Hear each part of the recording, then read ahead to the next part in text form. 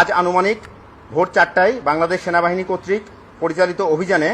কুষ্টিয়া জেলার ইবি থানাধীন দুর্বাচারা গ্রাম থেকে শীর্ষ সন্ত্রাসী লিপ্টন ও তার 3 জন ঘনিষ্ঠ সহযোগীকে গ্রেপ্তার করা হয়। অভিযানকালে সর্বমোট 60টি বিদেশি অস্ত্র, যার মধ্যে 6টি বিদেশি পিস্তল এবং 1টি বিদেশি লং ব্যারেল গান সহ 10টি pistol magazine, 33 round 9mm ammunition, 50 round 7.62 millimetre ammunition, 36 round 12 bore ammunition এবং 21 রাউন্ড খালি কার্তুজ সহ 10টি দেশীয় ধারালো অস্ত্র, 3টি ক্লিনিং কিট এবং 1টি পিস্তল কভার, এছাড়াও 8টি শিল্ড এবং 6টি বল্লম উদ্ধার করা হয়।